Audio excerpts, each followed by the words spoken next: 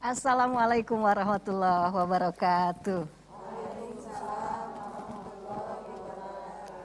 Alhamdulillah wassalatu wassalam ala rasulillah. Allahumma sholli ala Muhammad wa ala ali Muhammad. Ya pemirsa yang dimuliakan Allah dimanapun Anda berada, senang sekali kita bisa ketemu lagi di Cahaya Qalbu untuk hari ini ya. Semoga semuanya dalam keadaan sehat walafiat, bahagia selalu ya. Dan tentunya kita ada dalam perlindungan Allah subhanahu wa ta'ala. Bersyukur selalu atas segala nikmat yang Allah berikan kepada kita semua. Sholawat serta salam juga senantiasa tercurahkan kepada junjungan kita semua. Baginda Rasulullah Sallallahu Alaihi Wasallam. Kepada kerabat, keluarga juga para sahabatnya. Semoga kita akan menjadi umat beliau yang akan mendapatkan syafaatnya kelak di yaumul akhir nanti. Amin ya Allah ya Rabbal Alamin. Hari ini saya bahagia sekali karena saya melihat bendera yang banyak di studio. Aduh Masya Allah Bunda, apa kabar Bun? Allahu Akbar, Masya Allah. Ini garis merah putih dalam rangka 17 Agustus kali ya. Ini apa kabarnya ini? Alhamdulillah juga. Jangan kalah tuh sama bunda-bunda di studio. Bagaimana jawabnya? Alhamdulillah luar biasa. Allah. Masya Allah.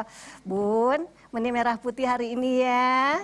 Mungkin dalam rangka kemerdekaan Republik Indonesia, betul? Ada Masya Allah. Coba saya mau kenalan dulu kalau begitu. Siapa yang mau memperkenalkan? Ibu, mangga silahkan. Iiku. Kamu saja luar biasa. Masya Allah. Assalamualaikum warahmatullahi wabarakatuh. Waalaikumsalam warahmatullahi wabarakatuh. Rampes. Saya Dewi Indriani sebagai Ketua IIKU, Ikatan Istri Keluarga Unpas. Oh, Pasundan ya Bu ya? Betul. Kami membawa dari unit-unit, dari rektorat, dari Fakultas Hukum, Fakultas FISIP, dari Fakultas Ekonomi, FKIP, Fakultas Teknik, FIS, dan Fakultas Kedokteran, serta direktur dari PASKA. Oh, jadi ternyata semuanya kami diwakili. Ada perwakilannya semua ada ya? Perwakilan semuanya supaya adil. Ya, gitu. Iya. Kami ini merupakan taklim dari IIKU, tentu ini merupakan salah satu program kami, yaitu dalam rangka memperingati HUT kemerdekaan RI diisi dengan religi cahaya. Mohon, Numawi, dinten ieu raksukanana beureum bodas. Iya, raras Itu dia. Bun, emang kegiatannya apa Bun IIKU ini? Banyak sekali, ada pendidikan, sosial, ekonomi, hukum, dan lain sebagainya. Kita menjadi mitra Unpas, selalu tampil untuk membantu bersinergi dengan program-program Unpas. Kemarin baru saja dilewati kita Grand Final Duta Kampus. Oh, Duta Jadi Kampus. pemilihan duta-duta kampus, kami berkolaborasi dengan Unpas, tentunya IIKU ini dengan kemahasiswaan. Masya Allah, luar biasa ya. Di balik kesuksesan suami itu ada istri yang luar biasa di situ, kasih semangatnya ya. Insya Aduh, Allah. boleh tepuk tangan dong Bun? Iya. Wah, Masya Allah. Hatur nuhun, silakan duduk Assalamualaikum kembali. warahmatullahi wabarakatuh. Waalaikumsalam warahmatullahi wabarakatuh. Nah, pemirsa luar biasa kan hari ini ya, karena dikelilingi oleh bunda-bunda cantik ini dari Pasundan ya. Baik, kita hari ini akan membahas tentang berkarakter Islami. Seperti apa sih sebetulnya seseorang yang punya karakter yang baik, seorang muslim yang dia itu mungkin dari akhlaknya terlihat gitu ya, bagaimana dia berperilaku dalam kehidupan sehari-hari, tapi juga dari sesuatu yang ada di dalam diri kita, dari kolbu kita seperti apa kemudian bisa terpancar sesuatu yang oh ini nih karakternya udah dapat nih gitu ya. Baik, untuk membahas tentang berkarakter Islam ini, alhamdulillah kita akan panggil saja narasumber kami hari ini, ada Dr. Haji Tata Sukayat MAG. Kang Tata, mangga kalebet Pak Ustadz. Assalamualaikum. Waalaikumsalam warahmatullahi wabarakatuh. Sampurasun kasadayana. Rampes. Ini Ustadz yang begitu identik dengan totopongnya. Ya kan gitu ada ya? peribahasa begini Teh Devi. Gimana Kang? Jalan-jalan ke Cikalong, lanjut ke Cirata. Ya. Kalau melihat orang pakai totopong, mudah-mudahan emut Kakang Tata. Tepuk tangan boleh Bu. Sana kita ngemutnya sebarang lami. Sajam. Sajam. Aduh luar biasa. Baik Bunda, jadi kita akan membahas tentang berkarakter Islam ya. Untuk pemirsa di rumah kalau Anda mau bertanya juga boleh. Nanti kita akan buka line teleponnya. Ada juga WA. Kalau mau tanya lewat WA juga boleh. Tapi nanti pada saatnya kita akan buka line telepon dan juga WA-nya untuk Anda ya. Kang Mangga silahkan. Dengan totopong yang begitu luar biasa. Jadi setiap kali saya ketemu dengan Kang Tata itu selalu dengan totopong. Yeah. Gitu ya. Ini pada memang cirinya Sunda gitu ya. Jadi cara menutup kepala orang Sunda itu ada pakai ikat Ya. untuk masyarakat umum, Ya. ada pakai bendo untuk raja atau pimpinan. Bangsawannya lah ya. Ada totopong untuk para ilmuwan. Kiratanya supaya bisa meneropong. Karena tugas ilmuwan itu adalah meneropong, yang tidak terteropong oleh orang yang meneropong. Saya agak-agak ini ya bahasanya seger pong-pongannya. Baik, ya bicara tentang berkarakter Islam ya Kang ya. Ini sebenarnya seperti apa sih seseorang yang memang betul-betul dia itu kelihatan dari akhlaknya atau bagaimana sebetulnya tentang karakter Islam ini? Mangga silakan. Baik, TDP hatur nuhun. Assalamualaikum warahmatullahi wabarakatuh. Waalaikumsalam warahmatullahi wabarakatuh. Bismillah, alhamdulillah, assalatu wassalamu ala rasulillah, Sayyidina Muhammad ibni Abdillah wa ala alihi wa sahbihi wa mawalah amma ba'du. Ibu Dr. Hajah Dewi Indriani Yusuf MSI, Ketua IIKU Unpas yang saya hormati, dan juga dengan keluarga besar IIKU Unpas, pemirsa pecinta cahaya kolbu dimanapun berada, dan Teh Devi, alhamdulillah atas izin Allah bisa bertemu di studio TVRI ini dengan ibu-ibu IIKU Unpas, istri-istri yang berkualitas, istri-istri yang berintegritas, istri-istri yang memiliki kapasitas, bahkan memiliki popularitas, tapi tetap memiliki ketinggian solidaritas. Jangan lupa ibu-ibu bawa tas Kang. Tas juga. Alhamdulillah, pada sore ini kita akan membincangkan satu tema penting, yaitu karakter. Kalau saya sebagai laki-laki mesti punya karakter sebagai laki-laki. Ibu-ibu sebagai perempuan mesti punya karakter perempuan. Demikian pula dengan Islam. Seorang muslim itu mesti punya karakter Islam. Karena kita sering mengaku muslim, tapi karakter kita api jauh dari panggang dengan nilai-nilai keislaman. Sehingga kita sering mengeluhkan, mengaku muslim, tetapi perilakunya tidak Islami. Nah, inilah pentingnya penanaman karakter Islami. Misalkan kita mengaku muslim, tertuanglah di KTP kita agama Islam. Kalau ditanya agama Islam.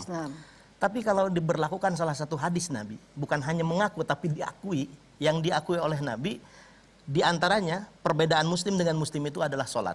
Berarti ketika tidak sholat dia sudah tidak berkarakter sebagai muslim. Itu ciri-ciri betul-betul yang harus kelihatan ya. Iya. Kemudian kepada masyarakat sosial, itu secara spiritual TDP. Secara sosial, karakter muslim itu adalah yang mampu memberikan keselamatan dengan lisan dan perbuatan kepada sama muslimnya. Artinya, meskipun kita mengaku sebagai muslim, kita mengaku tapi tidak diakui oleh Islam itu, oleh ajaran Islam. Ketika menyakiti dengan lisan dan perbuatan kita kepada orang lain. Karena muslim yang sesungguhnya adalah muslim yang memberikan keselamatan dan kedamaian kepada sesama muslim, bahkan luar Islam, baik dengan lisan dan perbuatannya. Jadi ketika menyakiti orang lain sudah tercerabut dari karakter muslim. Inilah pentingnya kita mengingat kembali betapa pentingnya menanamkan karakter Islami. Apa yang disebut dengan karakter? Nanti ada sebagian orang menyebut karakter itu sifat. Ada yang menyebutnya tabiat. Ada yang menyebutnya norma. Ada yang menyebutnya dengan etika. Ada yang menyebutnya dengan akhlak dan seterusnya. Itu semua dibenarkan dalam definisi karakter. Karena sumber karakter itu bisa diambil dari beberapa sumber. Sumber yang pertama, seorang yang beragama pasti karakternya akan dipengaruhi oleh agama yang diyakininya. Yang kedua, karakter seseorang akan dipengaruhi oleh lingkungan di mana dia bertempat tinggal. Biasa buang sembarangan, buang sampah sembarangan, tapi ketika berada di zona yang sangat ketat, disiplin dan bersih, tidak berani buang sembarangan. Lingkungan membentuknya. Tapi sebaliknya, orang yang biasa disiplin, buang sampah pada tempatnya, begitu berada di zona yang tidak seperti itu, dia bisa sembarangan juga. Jadi pengaruh lingkungan. Yang ketiga, pengaruh nilai-nilai budaya yang diturunkan oleh nenek moyang leluhurnya, atau kita menyebutnya sebagai karuhun. Saya sebagai orang Sunda, lahir di Tatar Sunda dan beraktivitas sekarang di Universitas Pasundan. Pasundan itu Pasundaan, serba-serbi kesundaan ada, terutama implementasi nyantri, nyunda, nyakola. Ini yang diperjuangkan oleh lembaga, tentu dipengaruhi oleh leluhur saya. Sehingga karena menghargai, kata orang Sunda, ngajenan pada nilai-nilai luhur yang diwariskan oleh nenek moyang saya, oleh karuhun saya tidak menyebut nilai-nilai itu dengan bahasa yang mendegradasi nilai. Misalkan kearifan lokal Sunda. saya tidak menyebut nilai kearifan lokal. Karena kalau lokal itu menyempitkan dan menurunkan martabat nilai-nilai yang tinggi pada level lokal, padahal di sana ada regional, ada nasional dan internasional. Jadi artinya, nilai-nilai kearifan Sunda gitu. Tidak disebut lokal. Karena itu bisa berlaku universal juga. Lebih spesifik berarti ya, Ya. ada Sundanya di situ ya. Betul. Baiklah, ya. Yaitu yang mempengaruhi, di antara yang mempengaruhi karakter. Ya. Nah, pada sore ini ingin membincangkan sejauh mana sih kita dipengaruhi oleh nilai-nilai Islam sehingga menjadi karakter. Betul, Islamnya turun sehingga dia menjadi muslim. betul. Nah, ketika dia menjadi muslim maka ucap, perilakunya, dan juga hatinya dikendalikan oleh sebuah nilai-nilai besar, yang nilai-nilai besar itu Islam yang berpengaruh. Apa yang sangat berpengaruh untuk membentuk karakter seorang itu agar Islami? Ini ada dua sumber utama. Yang pertama adalah sumber Al-Quran, yang ketiga empirisasi Al-Quran yaitu sunnah. Nah, dua nilai-nilai yang terkandung pada kitab suci Al-Quran dan sunnah inilah yang semestinya menjadi karakter seorang muslim. Misalkan ketika ditanya bagaimana akhlak Nabi, istri baginda Rasulullah menjawabnya kana khuluquhul Quran. Karakteristik Rasulullah itu Al-Quran, atau dengan kata lain Al-Quran yang berjalan. Iya. Nah, sehingga untuk membentuk karakter muslim itu bisa kita menurunkan nilai-nilai suci ajaran Al-Quran sehingga menjadi perilaku kita. Atau kita menjadi Quran-Quran yang berjalan. Betul, betul. Kang, gini ya, ketika membentuk satu karakter di dalam jiwa seseorang, kan itu nggak ujug-ujug gitu ya Bunda ya, tiba-tiba jadi gitu aja. Itu pasti ada satu proses yang berjalan cukup lama. Bahkan mungkin juga ketika sedang masih kecil, bahkan mungkin juga ketika dalam alam rahim itu sudah mulai di apa namanya, dicekok ya, dengan dicekok lah istilahnya gitu ya, dengan karakter ini oleh ibunya misalnya begitu ya. Nah, ini sebetulnya memang seperti itu, butuh proses, ataukah sebetulnya Allah itu memang sudah apa ya? Ini anak ini memang akan jadi karakter Islam yang memang akan tumbuh gitu, sudah ditakdirkan begitu. Atau gimana, Kang? Untuk merubah ya, untuk merubah sesuatu itu bisa secara kultural, bisa secara struktural, bisa secara evolusi, bisa secara revolusi. Kalau yang dari ibu bapak turun ke anak, itu menjadi karakter bawaan. Jika ibu bapaknya komitmen terhadap nilai-nilai Islam, maka turun ke anaknya karakter dan tabiat yang Islami juga. Tapi itu memang bisa diturunkan, ataukah kan gini, ada nabi yang seorang nabi lah ya, tapi anak-anaknya ternyata tidak jauh dari seperti bapaknya, udah jauh lah gitu, sudah bahkan orang-orang termasuk ke dalam golongan orang-orang yang durhaka gitu loh, Kang. Falsafah Sunda menyebutnya teng anak meraku kunjungan. Kunjungan. Ini sudah alamiah turun ya. Sehingga Nabi Ismail alaihissalam itu menjadi soleh karena dari ayah dan ibunya. Ini bukti empirik. Ada karakter pendidikan dong di situ masuk ya. Karakter pendidikan. Meskipun tidak setiap seperti itu. Ada pengecualian.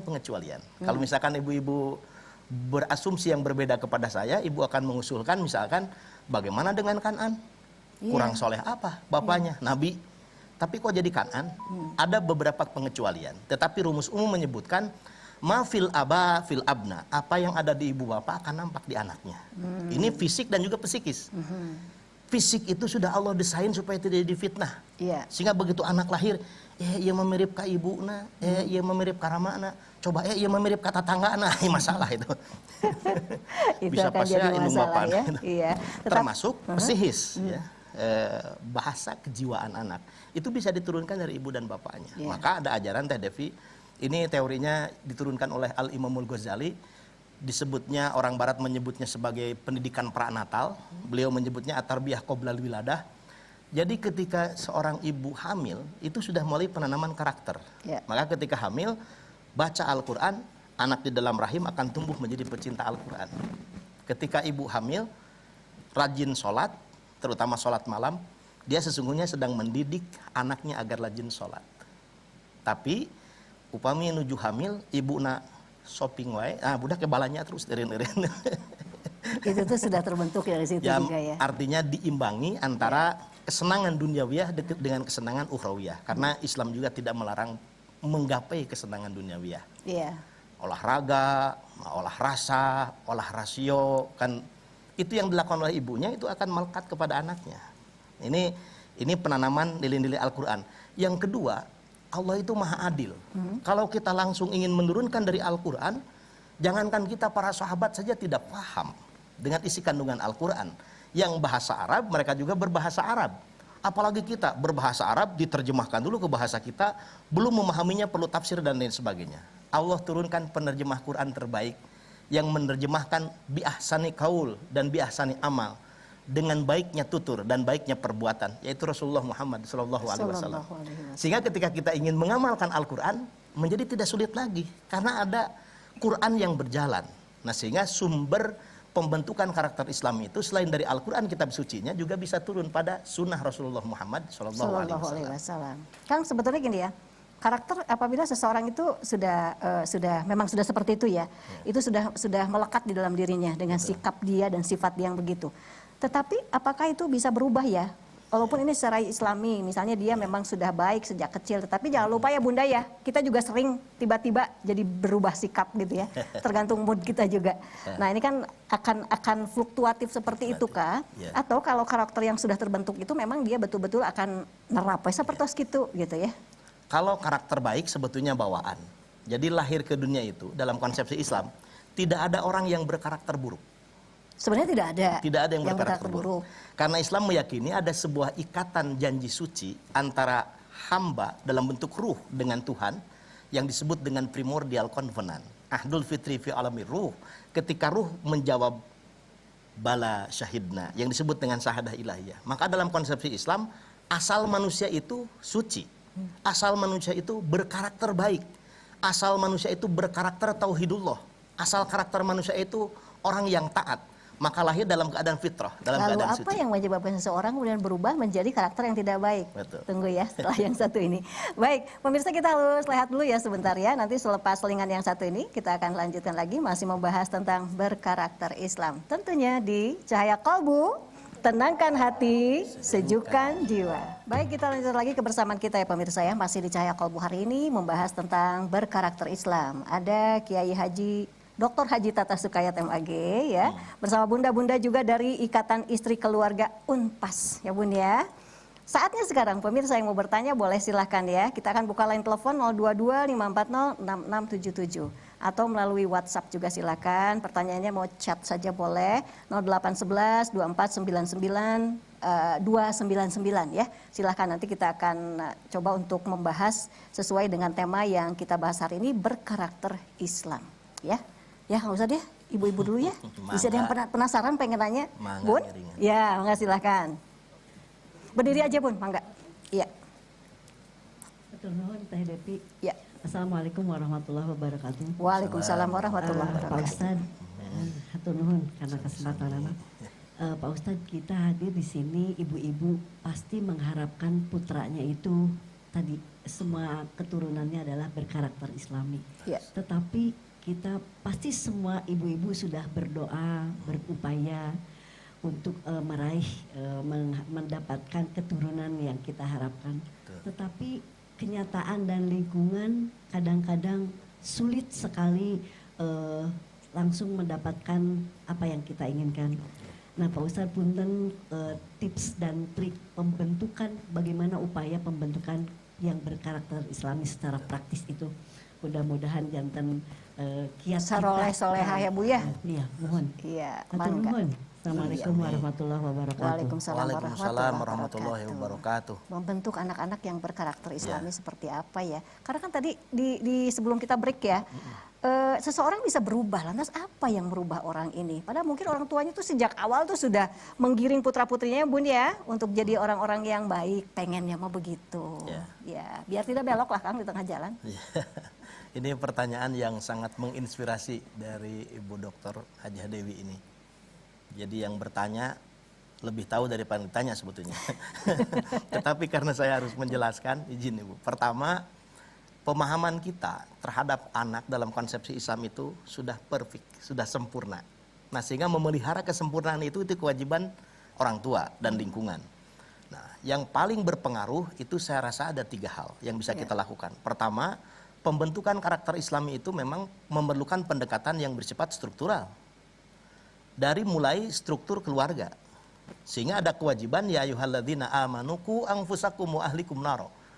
Wahai orang-orang yang beriman, jagalah dirimu dan keluargamu dari api neraka. Artinya memelihara karakter Islami itu menjadi kewajiban pemimpin-pemimpin keluarga. Ya. Dalam hal ini suami, dalam hal ini istri, yang notabene ibu untuk anak-anak. Ini yang pertama, secara struktural. Secara struktural yang berikutnya adalah struktur yang lebih tinggi.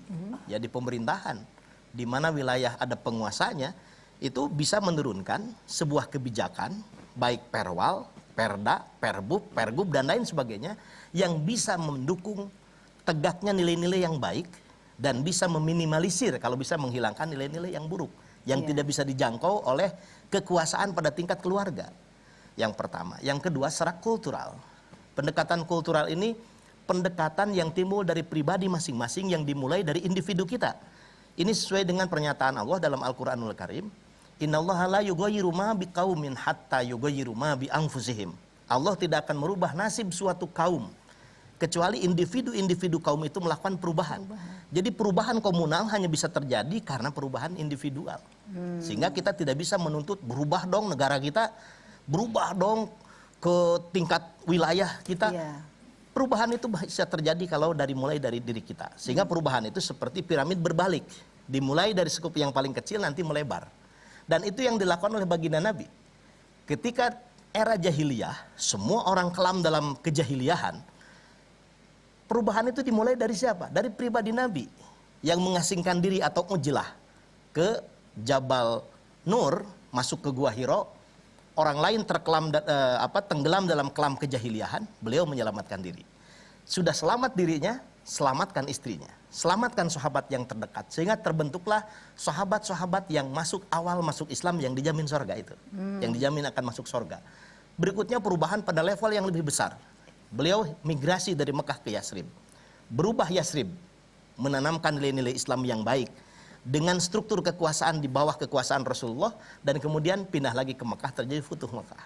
Ini yang ketiga, membentuk karakter, setidaknya mempertahankan karakter yang baik itu, selain dengan pendekatan kultural, struktural, juga pendekatan fungsional melalui lembaga-lembaga pendidikan. Nah, ibu-ibu, kita rasakan dulu sering mengkritik lembaga pendidikan di luar keluarga kan, kumaha sih sekolah teh, budak teh teu bisa sholat acan, teu bisa jampe wudu acan. Ternyata diingatkan selama COVID-19, pintu-pintu sekolah ditutup, gerbangnya pun digemokkan, anak-anak itu dikembalikan ke ibu bapaknya masing-masing, seolah-olah Allah berkata, sok uruskeun kumaneh ayeuna mah tah. Nah, ternyata melatih anak supaya bisa sholat itu tidak mudah. Melatih supaya dia bisa wudu saja itu tidak gampang. Yang sering kita sepelekan jasa-jasa guru itu, ternyata ketika kita ngajarin anak kita, eta abdas Bu Haji, atos ngusap rambut sekedik teh ya, ngajarkeun ka budak jadi bingung ngusap naon deui. Padahal ketika kita sendiri bisa ya. Ngajarin sholat, ngajarin baca Quran, ternyata tidak mudah. Ngajarin matematika, ternyata tidak mudah. Ngajarin bangun pagi saja itu bukan hal yang mudah. Ngajarin tidur tepat waktu bukan hal yang mudah. Kan begitu, Devi? Iya. Kang, artinya gini. Umut-umutan menitarik juga pengalaman. Bukan, ini ada trigger yang luar biasa sebetulnya ya. Untuk seseorang kemudian bisa terbentuk ya Bunda ya, menjadi seseorang yang baik akhlaknya gitu kan, itu yang kita harapkan. Saya jadi pengen bertanya tadi ya, menyambung pertanyaan Ibu tadi ya. Nah sekarang kalau kita sudah berikhtiar sedemikian rupa di dalam rumah bahwa anak kita ingin menjadi seorang anak yang baik dengan karakter Islam yang baik juga. Di tengah jalan Kang, berubah. Apa yang harus dilakukan oleh ibu, seorang ibu atau ayah gitu dari anak ini? Kalau beli kendaraan Grace dari dealer, Grace masih baru. Gitu, original semuanya. Kemudian terjadi kerusakan. Apakah kendaraan itu akan kita buang atau kita perbaiki? Diperbaiki dulu lah perbaiki dulu ya, kecuali kalau matot ya, itu lain soal. Jadi ketika karakter asli anak itu baik, islami, kemudian rusak, dipelihara di rumah tapi rusak di luar, apa yang harus kita lakukan? Berarti yang pertama kita sentuh adalah akar masalahnya. Kalau akar masalah pergaulan, jangan sampai anak justru lebih betah bergaul dengan orang lain tapi tidak nyaman bergaul dengan ibu dan bapaknya. Maka ibu bapaknya mesti menjadi figur sentral bagi anak-anak yang sangat menyenangkan. Kalau anak-anak di luar bisa hiburan, terbahagiakan oleh lingkungannya, berarti introspeksinya, ibu, bapak, kakek, dan adiknya, lingkungan di rumah harus bisa lebih membahagiakan itu. Artinya bahwa perubahan karakter seseorang itu bisa jadi penyebabnya adalah kita. Maksudnya kita sebagai orang lain dari dia itu ya. Jadi sehingga, harus bercermin juga dong ibu bapaknya ya. Ada juga begini, Dia tidak gaul keluar, ini juga tidak bagus juga. Anak itu di rumah terus, bahkan di kamar terus. Ya. Karena dia asik dengan medsosnya. Main pacebok, tikotok begitu. di rumah, takut Iya. dibilang iklan kan. Iya. itu juga tidak baik malah kalau begitu. Itu ibu bapak juga bisa jengkel. Si gatu jang tong sarewe di kamar. Padahal teh sare budak teh ngoprek Android. Ini juga belum tentu lebih baik dibandingkan dengan yang gaul keluar. Iya, betul. Kalau anak lebih senang melihat wajah-wajah di medsos, kan kompetitornya ibu bapaknya kita. Kenapa sih dia jenuh melihat wajah ibu bapaknya? Kalau lebih senang melihat wajah-wajah di medsos, berarti kita yang harus memperbaiki.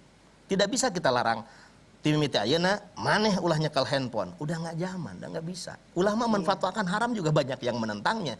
Hidup kita bukan di alam angan-angan, tapi di alam kenyataan. Meskipun hukum biasanya berbicara tentang kenyataan ya. Apa hukum sosial berbicara tentang kenyataan. Ya ini kenyataannya seperti ini. Kita tidak bisa melarang anak tidak boleh makan keju. Yuk kejo.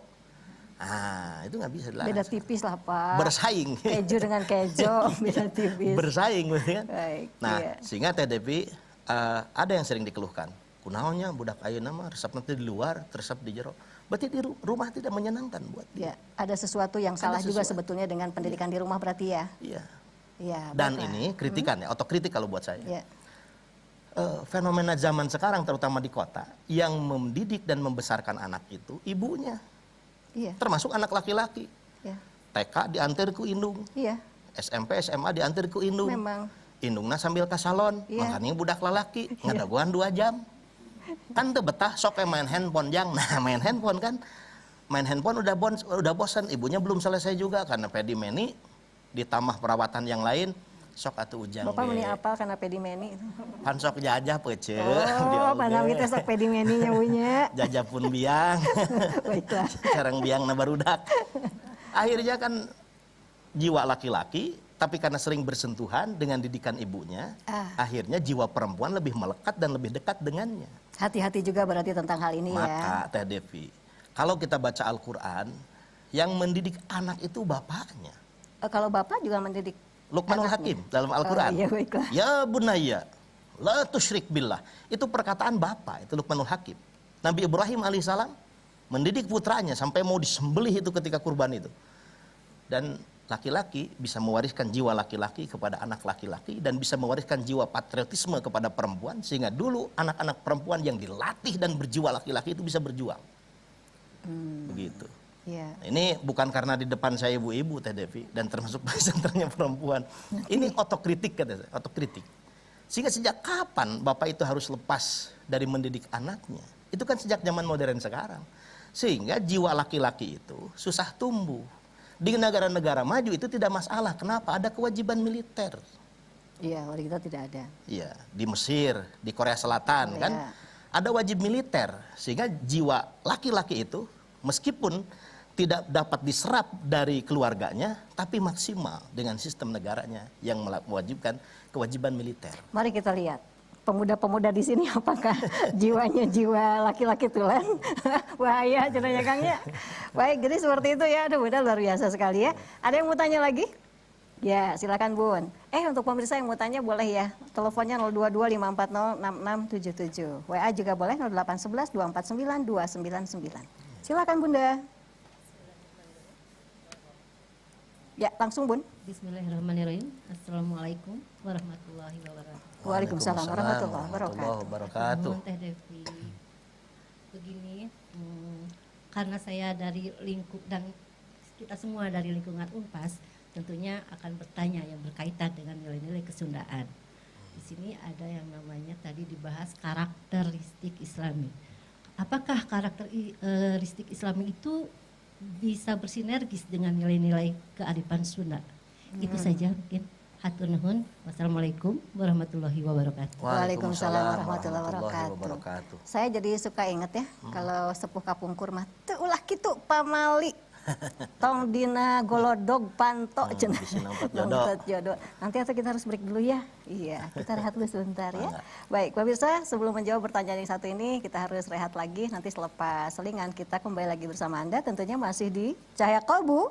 Tenangkan hati, sejukkan jiwa. Ya, hari ini kita ngobrol-ngobrol tentang berkarakter Islam ya. Yang mau bertanya kembali silahkan teleponnya 022-540-6677 atau melalui chat aja WhatsApp boleh ya 0811-249-299. Kang Ustadz, kita lanjutkan lagi. Ya, Saya masih ditemani bunda-bunda cantik nih ya dari Ikatan Istri Keluarga Unpas. Luar biasa. Pertanyaannya Teh Bu, aduh ini hebat sekali ya. Ini ada satu pertanyaan yang belum terjawab tadi. Ini tentang kaitannya karakter Islami ini apakah bisa berpadu dengan kesundaan? Karena kita mah ya mayoritas lah kalau yang tinggal di Jawa Baratnya orang Sunda gitu ya Kang ya. Bisa nggak seperti itu? Untuk menjawab pertanyaan metodologis mesti saya jawab dengan teori. Waduh, baiklah, baiklah. Jadi relasi antara agama dengan budaya, kalau kita turunkan Islam, budayanya Sunda, itu ada 3 tadi cara bacanya. Yang pertama adalah paradigma integralistik. Penyatuan nilai-nilai Islam dengan nilai-nilai Sunda. Sehingga ada yang mengungkapkan, misalkan Ama Endang Saifuddin Ansori dulu mengatakan, ngamalkan Sunda, tesarua jeung ngamalkan Islam. Karena memahami Islam sebagai air, Sunda juga sebagai air, maka ketika menyatu maka terjadilah nilai-nilai yang sama-sama mengajarkan kebaikan dan melarang keburukan. Artinya tidak jauh dong antara yang diajarkan oleh Islam dengan yang sudah berjalan di masyarakat kesundaan ya. Betul, contoh misalkan kudu hade gogog, hade tagog. Apa itu? Hade gogog itu berkata baik, hade tagog berpenampilan baik. Itu kata leluhur Sunda. Tapi ternyata di Islam ada relevansinya. Hade gogog berkata baik itu tanda orang yang beriman. Hadis menyatakan mangkana yu'minu billahi wal yaumil akhir falyakul khairan aw liyasmut. Siapa yang mengaku beriman kepada Allah dan beriman kepada hari akhir, berkata yang baik atau diam saja. Nah, yang kedua, hade tagog. Hade tagog itu berpenampilan baik, sehingga Sunda sering diplesetkan Sunda itu suka dandan. Sebetulnya tidak dandan juga, memang cakep-cakep, tampan-tampan, cantik-cantik dan menarik-menarik. Iya dong.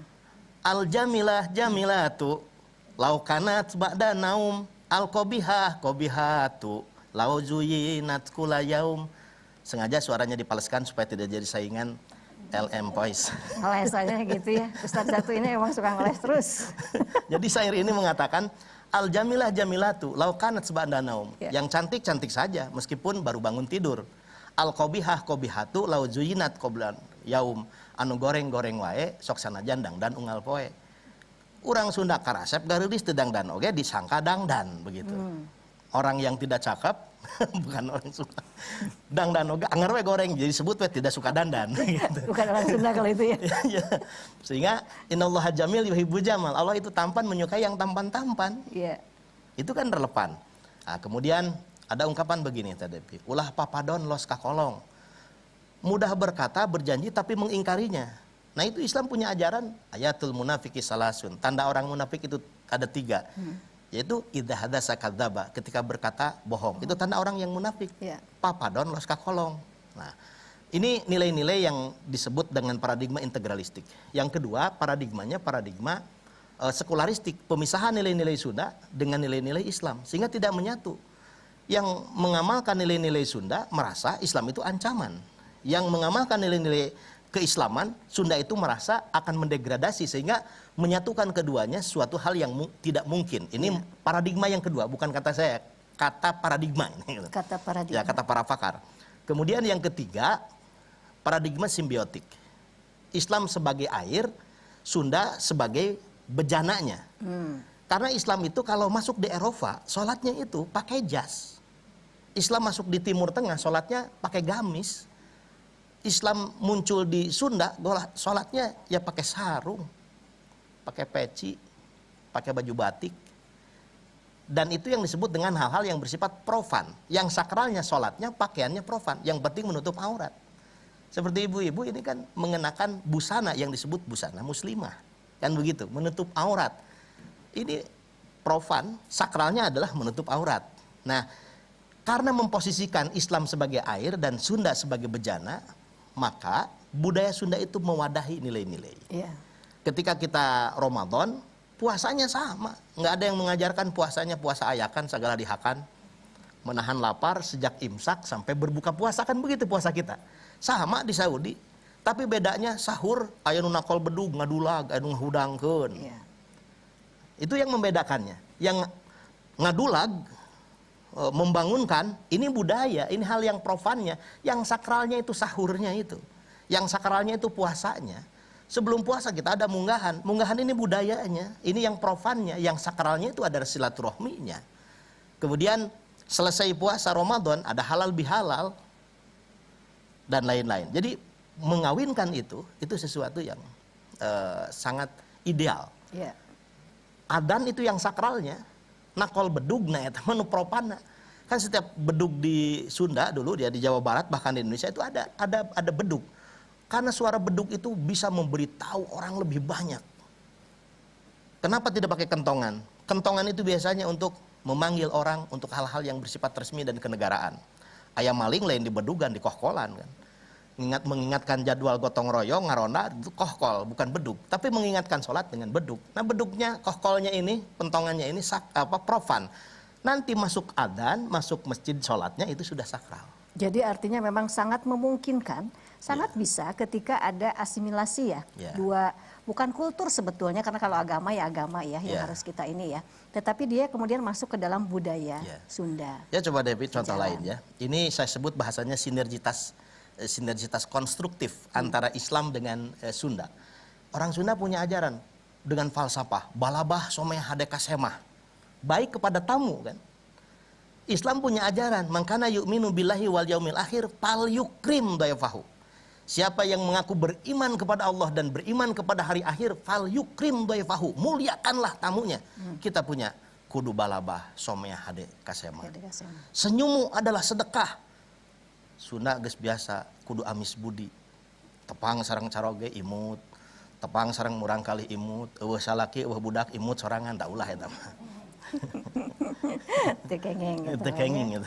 Ada luar biasa ya Bunda ya. Mau tanya lagi boleh silakan. Siapa yang mau? Oh ya silakan Bu. Bismillahirrahmanirrahim. Assalamualaikum warahmatullahi wabarakatuh. Waalaikumsalam warahmatullahi Nuhun wabarakatuh. karena waktosna Pak Ustadz, sangat menarik apa yang sudah disampaikan oleh Pak Ustadz. Jadi semakin dunia berubah, semakin tantangan lahir dan tantangan batin ada. Minta penjelasan Pak Ustadz, tantangan lahir seperti apa, tantangan batin seperti apa yang harus lebih dikenali oleh kaum ibu. Itu saja, terima kasih. Wassalamualaikum warahmatullahi wabarakatuh. Waalaikumsalam warahmatullahi wabarakatuh. Mungkin Tantangan sulit loh lagi. Ustadz. Ya, hidup di era sekarang saya rasa akan lebih sulit untuk mempertahankan value atau nilai-nilai dibandingkan dengan hari kemarin. Budaya kita juga menghadapi tantangan yang sama, akhlak Islam juga menghadapi tantangan yang sama. Ya. Maka saya menyebutnya mestinya budaya Islam dengan budaya Sunda ini bergerak bersama untuk mempertahankan budaya lain yang kita berhadapan dengan Ghazul Fikri, perang pemikiran, Ghazul Sakopi, perang peradaban. Yang perang peradaban ini tidak diketahui berapa jenderalnya, kapan dia akan melakukan serangan, apa amunisi yang digunakan, berbeda dengan fisik lainnya. Ghazul Fikri, perang pemikiran. Bahkan itu tadi, Ghazul Sakopi, perang peradaban. Ada yang disebut dengan new morality, nilai-nilai baru. Nilai-nilai baru ini tidak sejalan dan sejalin dengan nilai-nilai agama ataupun nilai-nilai budaya. Ketika tidak punya musuh, nilai agama dengan nilai budaya ini sering dibenturkan. Nilai-nilai Islam dibenturkan dengan nilai-nilai Sunda atau budaya yang lain ya yang ada di Nusantara ini. Tetapi hari ini kita mesti menyadari sama-sama punya musuh. Antara nilai Islam dengan nilai Sunda lebih banyak persamaannya dibandingkan dengan new morality itu, nilai baru itu. Maka musuh real kita itu bukan ini. Ini masih bisa sinergi, masih bisa kita cari banyak persamaannya dibandingkan dengan nilai-nilai baru. Contoh misalkan, nilai-nilai baru itu menyatakan adanya persamaan sesama manusia yang disebut dengan HAM, hak asasi manusia, tanpa isu KAM, kewajiban asasi manusia. Maka di mana-mana demo itu adalah menuntut hak, tidak ada yang demonstrasi menunaikan kewajiban. Sehingga lahir karakter meminta. Baik secara baik-baik, kalau lemah meminta berarti dalam rangka mengiba, tapi kalau dia punya power, punya kekuasaan, meminta itu dalam bentuk instruksi, tapi kalau dia memaksakan kehendaknya dengan kemampuan yang dimilikinya, dalam bentuk premanisme, itu artinya intimidasi, tapi intinya meminta. Nah Islam dan juga budaya Sunda selain meminta hak juga menunaikan kewajiban yang mesti berimbang. Nah kemudian nilai apa lagi? Nilai individualistik. Ya masyarakat Gemen Sehab yang kebersamaan spirit berjamaah itu terkalahkan oleh semangat individualistik. Ya kemudian hedonistik, pengennya enak terus. Kalau bisa tanpa ngunyah perut kenyang begitu. Ini yang ketiga, penyakit apa? Materialistik, diukur dengan materi. Nah, sehingga ini berimbas pada berbagai hal. Kalau saya mengerjakan ini, berapa materi yang didapatkan? Iya, selalu mengukurnya begitu ya. Ya, saya khawatir lama-lama kalau begitu tidak mau sholat orang. Karena nggak ada yang bayar. Dikasih pahala oleh Allah Subhanahu wa Ta'ala. Kan ini materialistik. Kemudian yang ketiga, selain hedonistik, materialistik juga memang cenderung mistik. Sama hal-hal yang mistik itu yakin, tetapi mistiknya bukan mistik dalam konsep mystical knowledge, yaitu disalurkan kepada Tuhan. Ya. Tetapi mistik yang di luar nilai-nilai ketuhanan. Yang betul-betul mistik gitu Mistik. ya. Iya. Black mystic. Musyrik itu berarti masuknya ke situ Ustaz ya. betul. Luar biasa ya Bunda ya, tantangannya begitu, udah kebayang lah seperti apa gitu ya dalam hidup kita teh selalu kan gitu datangnya dari kanan, kiri, depan, belakang, wah itu dia setan begitu ya. Baik Bun, mau tanya lagi? Ada yang mau tanya lagi? Atau dari LM, Logam Mulia? Bangga Kang, silakan. Bismillahirrahmanirrahim. Assalamualaikum warahmatullahi wabarakatuh. Waalaikumsalam warahmatullahi Ustaz wabarakatuh. ingin bertanya mengenai karakter Islam. Mungkin kalau zaman sekarang ya saya lihat ada orang yang memang berlindung di belakang karakter Islam atau bisa dibilang berkedok Islam. Ya. Nah, bagaimana kita menyikapi orang-orang seperti itu? Gitu. Padahal mah di belakangnya teh ya, Betul. penuh dengan kemunafikan gitu ya. Baiklah. Ya gitu. Ya, terima kasih. Assalamualaikum warahmatullahi wabarakatuh. Assalamualaikum Waalaikumsalam Surabaya warahmatullahi boleh sepotong. wabarakatuh. Apa Yang itu? nanyanya amat ganteng. Hai, Bapak meni enggal itu pemingin Kalau ke ibu-ibu nggak berani saya muji. Jangan, jangan. Ya, memang Iya. pertanyaan yang sangat menarik ya. Bahkan futuristik menurut saya pertanyaan ini. Bagaimana kalau berselimut kebaikan, Ya, padahal dia buruk. ya, Ada 3 karakter manusia. Nabi itu memilih 2 karakter kalau memilih mending. Yang pertama karakter muslim, ini digambarkan Al-Quran awal-awal surah Al-Baqarah. Tipe orang-orang yang bertakwa sampai ayat ulaika humul muflihun. Nah, ini tipe orang-orang yang bertakwa. Tapi ayat berikutnya menjelaskan tipe orang-orang yang kafir. Nah, yang ketiga tipe orang yang munafik, ngebudi ucing. Nah, ini kalau harus memilih, itu lebih baik mukmin sekalian atau Iya. takwa sekalian, udah jelas benderanya, udah jelas warnanya, sudah jelas rombongannya. Nah, ini saudara kita. Atau kafir sekalian, sudah jelas berarti ini rivalitas kita. Dibanding orang yang ketiga ini, yang munafik. Ketika bertemu dengan orang yang beriman, bertakwa, mengaku beriman dan bertakwa, tapi ketika bertemu dengan orang kafir, mereka mentertawakannya, aku hanya main-main saja ke mereka. Nah, ini yang disebut tadi itu adalah tipe orang-orang yang munafik. Bahaya Berselimut kebaikan, padahal duri-duri yang sangat menyakitkan. terus Maka, gimana kita bisa berlindung dari mereka itu semua? untuk berlindung daripada mereka itu, yang pertama tentu harus punya kejelian. Ya, kan kita dalam segala sesuatu akan melihat secara lahir dan secara batin. Masing-masing kita ini punya sensor dan bisa merasakan orang ini baik tulus, orang ini baik tapi tidak tulus, orang ini tidak baik sama sekali. Allah sudah memberikan radar. Pada hati kita, Allah sudah memberikan radar melalui pikiran kita. Allah memberikan radar pada memori pengalaman kita dan ilmu Artinya kita. kita sudah bisa menilai seseorang itu ya. Iya. Tapi bukan berarti kita bersuuzon kepada dia kan? Ya. Enggak kan? Enggak seperti itu Bahkan, kan? ya, Hah? bahkan Teh Devi, alim tusar, lalisar, lakin lihad fisar. Boleh kita belajar kejahatan. Bukan untuk jahat. Tapi supaya terhindar dari kejahatan, bahkan kita bisa menghabisi kejahatan itu. Kalau kita tidak tahu kejahatan, kita bisa jadi korban jahat. Ilmu munafik, ilmunya mesti tahu. Mau cara ngomong nakos kieu, intonasi nakor kieu, cara menatapnya begini, harus tahu. Karena tahu kita tidak jadi korban dia. Iya. Tapi bukan kita untuk melakukan seperti itu. Nah, tipe-tipe munafik ini memang, kalau kita menjadi orang munafik, naudzubillah, itu resikonya apa? Fidarkil asfali minan nar. Gitu. Dari keraknya neraka itu orang munafik Iya. itu. Nah, sehingga kita ingin terhindar dari kejahatan orang-orang munafik. Kita juga ingin terhindar diri kita dari sifat-sifat munafik. Apa yang bisa kita lakukan? Perkuat yang iman tadi. Oh. Karena 3 tipe manusia itu. Iman, takwa, kemudian kafir, munafik. Iya, berarti kita betul-betul harus memperkuat keimanan kita ya, Ustaz ya. Kembali kita harus rehat dulu pemirsa, nanti selepas selingan yang satu ini kita akan lanjutkan lagi masih di Cahaya Kalbu. tenangkan hati, sejukkan jiwa. Ya baik pemirsa, ngobrol-ngobrol tentang berkarakter Islam ya, luar biasa sekali. Ketika kita dilahirkan sebagai seorang muslim yang memang karena orang tua kita salah satunya adalah muslim atau beragama Islam.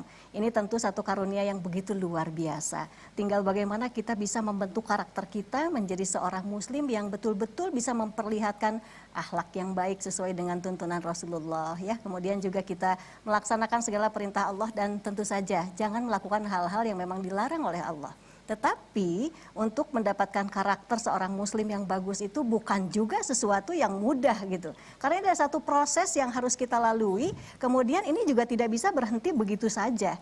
Mungkin hanya ini ketika kita dipanggil oleh Allah Subhanahu wa taala maka selesailah sudah semua. Kita sangat berharap sekali bahwa karakter kita yang baik sebagai seorang muslim jangan sampai berhenti di tengah jalan gitu ya.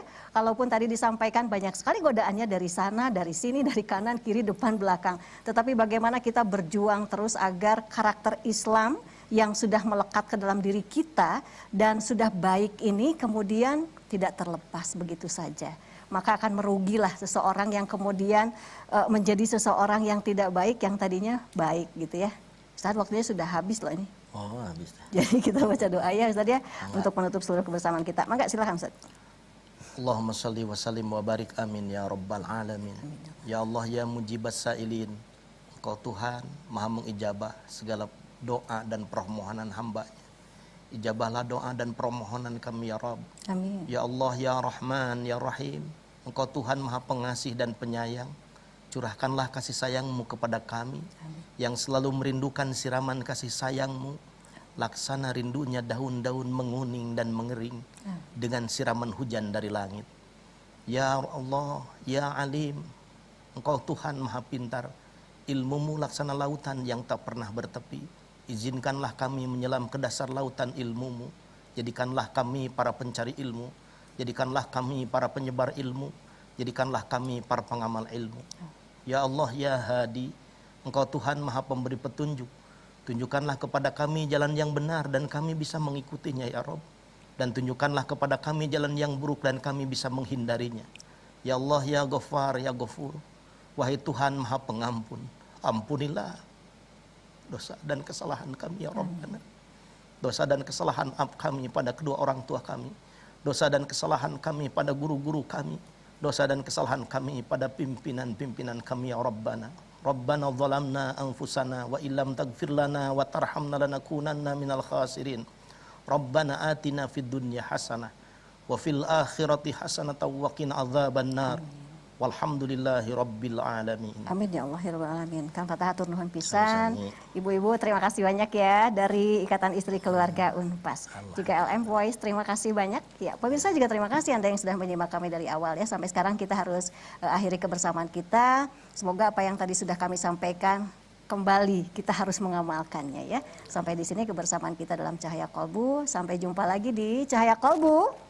Tenangkan hati, sejukkan jiwa. Assalamualaikum warahmatullahi wabarakatuh. Waalaikumsalam warahmatullahi wabarakatuh.